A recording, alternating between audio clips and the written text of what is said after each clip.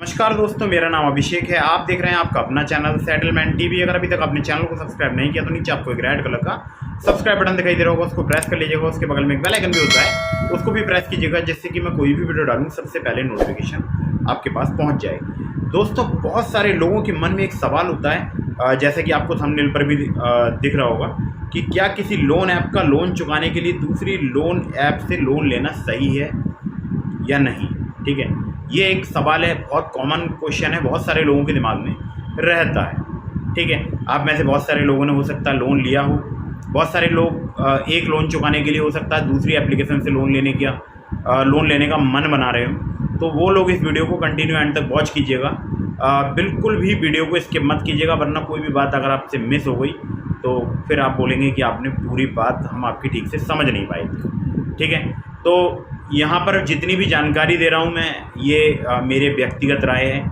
मैं इसको किसी को ज़बरदस्ती किसी पर थोप नहीं रहा हूँ। ठीक है, ये मेरी व्यक्तिगत राय है। अगर आपकी इच्छा है तो आप ऐसा कर सकते हैं, इच्छा नहीं है तो मत कीजिएगा।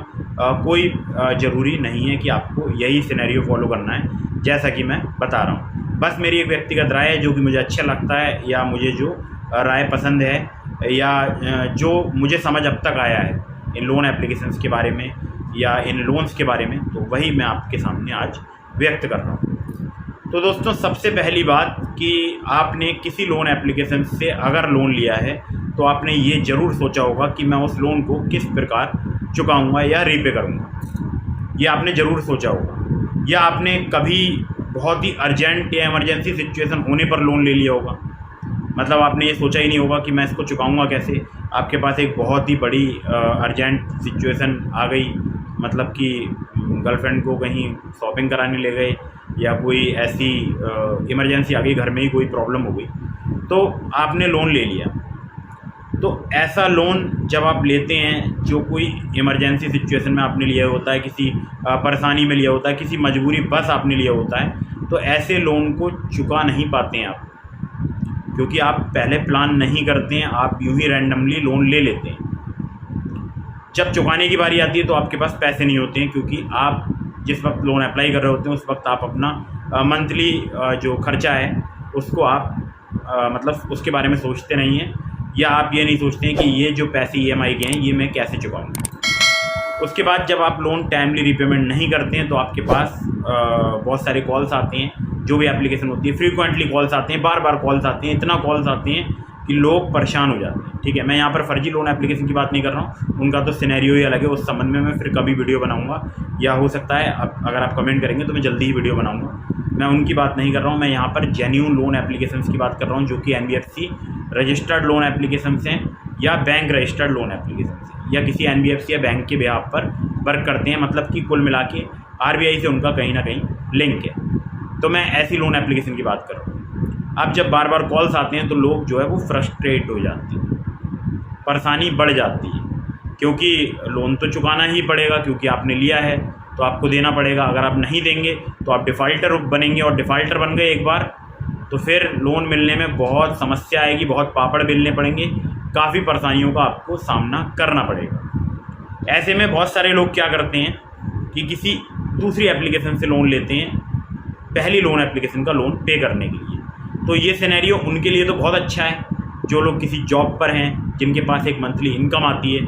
लेकिन ये सिनेरियो उनके लिए बहुत ही ख़तरनाक है, जिनके पास कोई मंथली प्लान्स नहीं होते हैं, कोई मंथली इनकम नहीं आती, या कोई उनका बिजनेस नहीं है, व्यापार नहीं है, या जो लोग अपने फैमिली के ऊपर डिपेंडेंट हैं। तो ऐसे लोगों के लिए तो बहुत ही मुश्किल आती है लोन चुकाने में। तो जब ऐसे लोग लोन नहीं चुका पाते हैं, फिर लीगल नोटिस आता है, फिर वो परेशान हो जाते हैं। हालांकि 10-5 हज़ार रुपये के लोन के लिए कोई भी बैंक या NBFC कंपनी जो है आपके खिलाफ़ कोर्ट में केस नहीं करती है। ऐसा मैंने देखा नहीं है अभी तक मेरी नज़र में ऐसा कोई भी केस नहीं आया है जिसमें कि 10 या 5 हज़ार रुपये के लोन के लिए कोई बैंक या NBFC कोर्ट में गई हो। लेकिन आपके दिमाग में फिर एक बात घूमेगी कि फिर हमें लोन चुका के करना ही क्या है, जब वो नहीं जाएंगे कोर्ट या नहीं जाएंगे कहीं। देखिए, लोन अगर आप नहीं चुकाएंगे तो ऐसा ज़रूरी नहीं है कि आपको आज लोन की आवश्यकता नहीं है, आपको भविष्य में नहीं पड़ेगी। भविष्य में तो कभी भी आपको लोन की आवश्यकता पड़ सकती है ना। अगर भविष्य में आपको कभी भी लोन की ज़रूरत पड़ी तो फिर आपको लोन नहीं मिलेगा। खास करके आपको अनसिक्योर्ड लोन नहीं मिलेगा, आप बाइक फाइनेंस नहीं करा सकते, याद रखिएगा मेरी बात, ठीक है। क्योंकि आपका सिविल स्कोर काफ़ी डाउन हो चुका होगा, 600 हो चुका होगा, या हो सकता है इसके आसपास का सिविल स्कोर हो। अगर आपने बहुत सारे लोन डिफ़ॉल्ट कर दिए तो फिर आप भूल ही जाइए कि आपको कभी लोन मिलेगा। अब जो लोग सैलरीड होते हैं वो लोग अगर किसी लोन एप्लीकेशन से लोन लेते हैं, ठीक है, और उसका लोन नहीं चुका पाते हैं तो वो किसी दूसरी लोन एप्लीकेशन से लोन ले लेते हैं। वो सोचते हैं मैं 2 EMI दे दूँ।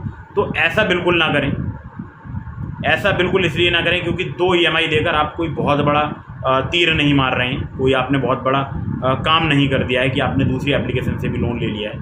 तो ऐसा बिल्कुल भी ना करें। आपको अगर पहली लोन एप्लीकेशन का लोन चुकाना है तो जो दूसरी लोन एप्लीकेशन से आप लोन ले रहे हैं वो लोन की राशि इतना बड़ा होना चाहिए, मतलब इतना बड़ा अमाउंट होना चाहिए जिससे आप वो पहला लोन अमाउंट पूरी तरह से पे कर सकें। और जो दूसरी लोन एप्लीकेशन से आप लोन ले रहे हैं तो ये बात ध्यान रखिएगा, वहाँ पर फोरक्लोजर चार्जेस नहीं होने चाहिए। मतलब लोन को समय से पहले अगर आप चुकाते हैं तो कुछ एप्लीकेशन चार्जेज भी लेती हैं, तो वो चार्जेस वहाँ पर नहीं होने चाहिए, या होने चाहिए तो बहुत ही कम होने चाहिए। इस बात को ध्यान रखिएगा। और प्लस वहाँ पर ब्याज भी कम होना चाहिए, या जो आपने पहली लोन एप्लीकेशन से लोन लिया था उसके बराबर लगभग ब्याज होना चाहिए।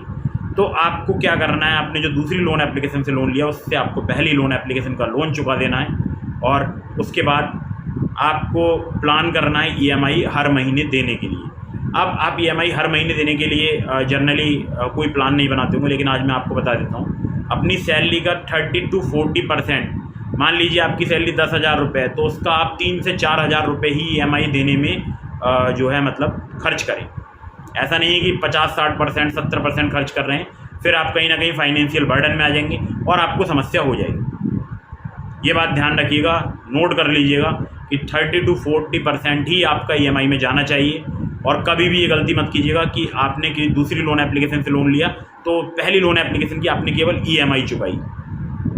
ये काम मत कीजिएगा, आपके ऊपर डबल बर्डन हो जाएगा। 2 EMI चुकानी होगी जिससे आपकी मतलब फाइनेंशियल हेल्थ पर भी असर पड़ेगा, ठीक है।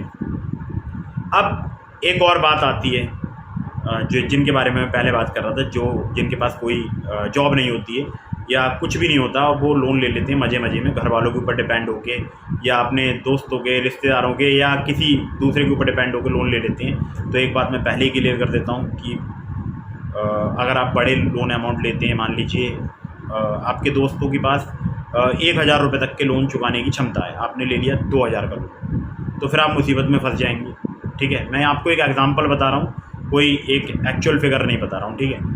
तो फिर आप फंस जाएंगे और आप लोन को टाइमली रिपेमेंट नहीं कर पाएंगे। फिर मान लीजिए कभी आपका कोई अच्छी सी बाइक लेने का दिल करा या कोई अच्छी सी कार लेने का दिल करा और आप गए फाइनेंस कराने, तो आपको लोन मिलने में बहुत ही परेशानी होगी, ठीक है। तो जो लोग कोई बिजनेस नहीं करते हैं, कोई जॉब नहीं करते हैं, ठीक है, तो बिजनेस जॉब वाले तो अपनी जो भी इनकम है उसका 40% यूज़ कर सकते हैं इनकम का।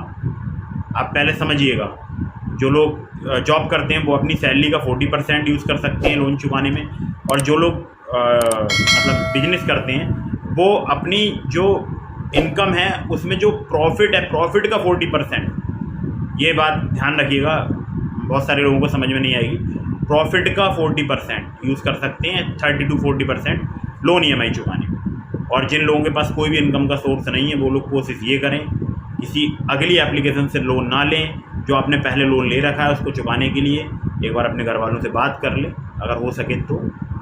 बात नहीं बन पा रही है, कोई आपके पास ऐसा एसेट है, कोई आपके पास ऐसा गैजेट है जिसको आप सेल करके उस लोन को चुका सकते हैं, तो तुरंत चुका दीजिए, ठीक है।